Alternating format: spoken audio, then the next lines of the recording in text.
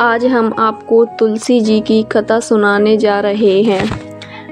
कार्तिक मास को रोज एक बूढ़ी माँ तुलसी जी को सींचने के लिए आती और जब सभी औरतें चली जाती लेकिन वह वहीं रहती और तुलसी माँ के कान में हर रोज एक ही बात करती, हे तुलसी माँ सत की दाता, मैं तेरा रोज बिरला सींचती हूँ, मुझे बहू दे, पीताम्बर की धोती दे, मीठा मीठा घास दे, बैकुंठ में बास दे, चटक की चाल दे, पटक का मोख दे, चंदन का काठ दे, रानी सा राज दे, दाल भात का भोजन दे, 11 की मोख दे और कृष्ण जी का कांधा दे।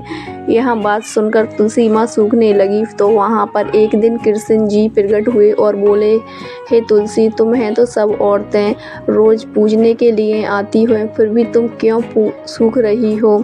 तो तुलसी जी ने कृष्ण जी से कहा, हे प्रभु, एक बूढ़ी माँ रोज मुझसे यही बोलती है, मुझे बहू दे, पीताम्बर सा बास दे, धोती दे, मीठा मीठा घास दे, बैकुंठ में बास दे, चटक की चाल दे, पटक का मोख दे, चंदन का काठ दे, रानी सा राज्य दे, दाल भात का मोख दे, 11 की मोख दे, कृष्ण जी की कांधा दे। मैं यह सब तो उसको दे दूंगी, लेकिन कृष्ण जी का कांधा कहाँ से दूंगी? तो कृष्ण जी ने तुलसी जी से कहा, आप उस बूढ़ी माँ से बोल दीजिए, मैं स्वयं उन माँ को कांधा देने आ जाऊंगा। एक दिन 11 के दिन बूढ़ी माँ की मृत्यु हो गई, तो हमें बूढ़ी माँ किसी से भी नहीं उठ रही थी, इतनी भारी हो गई थी।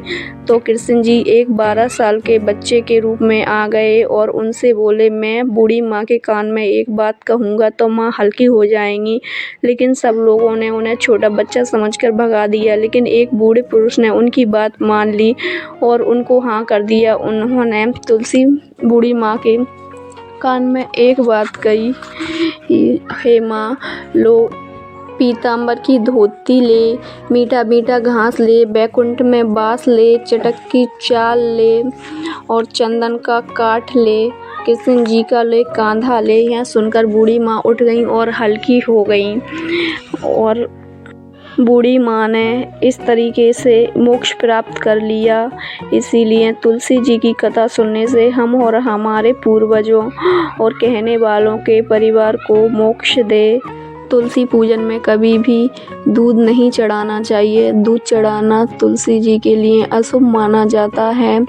सुबह सुबह स्नान करके तुलसी जी को जल चढ़ाएं और घी का एक दीपक लगाएं, जिससे घर में सुख समृद्धि बनी रहती है। और वैसे भी तुलसी जी का पेड़ ऑक्सीजन काफ़ी अधिक मात्रा में देता है, जिससे हमारे स्वास्थ्य के लिए भी बहुत लाभदायक होता है।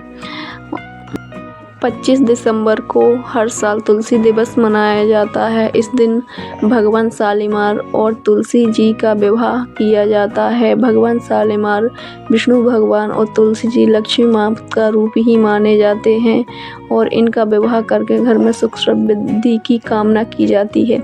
अगर आपको यह वीडियो अच्छी लगे तो चैनल को सब्सक्राइब करें और वीडियो को लाइक करें।